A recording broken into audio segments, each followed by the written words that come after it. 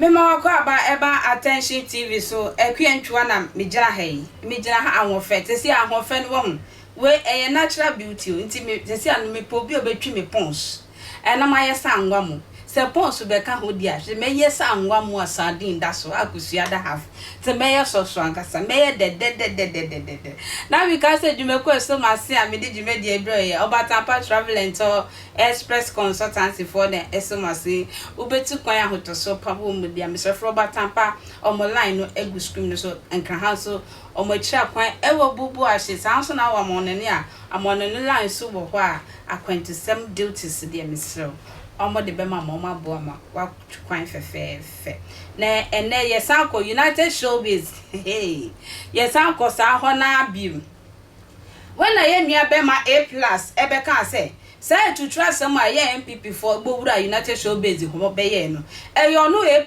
ntia no mu Bowura ho enye bibia eyo no A+ na odi ye nuanu bi eye mfanto ho ebo eye Kevin Taylor edin ebo twene Jonas din na twene de am se wonte nkra no na web de efi ye nua be ma eye Kevin Taylor ho and I say hey me nua be ma A+ me do ye me pewa sen papa me sro ye nyina adwuma no ye na wo na wa choose say obetena Ghana na wo ye politics a me sro fine and I me so me choose say metena brochire ha na market matoto madwen ama Ghana for me sro o ke kan won sam na na say wo ye wo niema na me sro enfame Kevin dimbam me sro bia ye na adwuma me mete sro e na wote forma hwene ye na next time no wambo me din amma bibia wo kemu na eno nso abeye eyi na sa etutra sema ye NPP for youth for no ekoye wo United Showbiz no e was said ye chimranche nya ne ye jamomodakro ye di tuo sisusu omuso ebobom na nipa o share kira o de sa mranche eye ade ne Owusu Bempah Mr. Owusu Bempah me fa Isaac nkan ye papa eye prophet Owusu Bempah da bi we so oye yibi pa se oye mi hu ni su ni ne ba me de ne kotra obo onu so ye friend Owusu Bempah obodi na na kwese ye papa da bi we so onu so de ne ho onu so di Owusu Bempah na de sa ayi poison no e ma sa mrantie se wonko na emo wonko ye gidigidi na emo na ema gidigidi ye na amma so ne se eye United Showbiz anod money bulldog mo no omo so afa gidigidi enhye omo enti omo asede ne omo etuo sika omo de koe no enu nti na ma sa ne ma no nyina amas misro yenkotie eye Kevin Brasisia. There's one thing me person me catch eye omo no mo UTV ho no, especially the panelists including Kwame A+. And I mean, so your submission be woka say Kevin Taylor and Twene Jonas mo omo abrochi no mo ka omadwene mo de mo te Ghana. I get it. Kwame, I chose to live in abroad and speak about Ghana. You're my brother. I'll always stand anywhere and defend you. But I want to tell you this. When it comes to these kind of conversations, take me out. I'm begging you. I'm sorry. I chose to live in America and speak on Ghana's issues. I've had my own fair share. And majority of the time, I don't see anybody coming to my aid.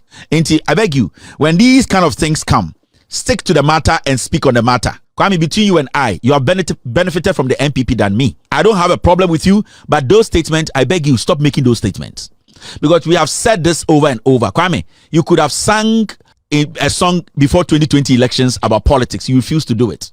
We are entering the 8th year of Ekufuado's government. You have not put out any song.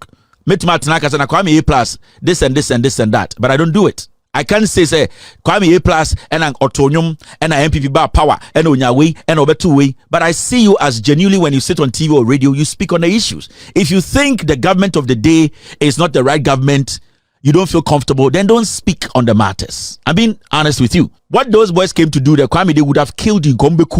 It is not a joke. If they had come there and you have decided to defend yourself as a human being, naturally, somebody might have had Ebia Sekai Kombe War Sekai Kun. So this we are talking about is not a joke.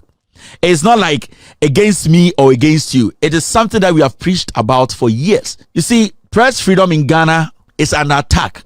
And it's under attack because your media ni me da se oje bretwa me se si ano kabi politics no yes kabi ma min kabi enti ya papa Ekufuado yi se won pese obi abeka wasem papa wo hye kire na wo ye we se won pese obi abeka wasem no akodi hene ohene de obi meka wasem ohene de wudi wo krom ohene de obi antimi be gina wanim ohene kra de ukoye na obi be ya obetwa dwan mesra papa amembo na yete so sesi ano eye kebi mami kebi na sesi ade papa mesra se na niema si koidie obi kasa hey obi kasa na ekunu obi kasa na abonitio amama pam ye papa kofi odura ode nkwaje breye no nso ono nso magina die fi YouTube ode a o mampani mesra hwe ni ye na akoma na abedu mu no eya ye ayi to fefo akoma ni bi anambo ayi to fefo akoma ni bi mo so fu akuyentwa na me de ensem bedo makra ne mo ode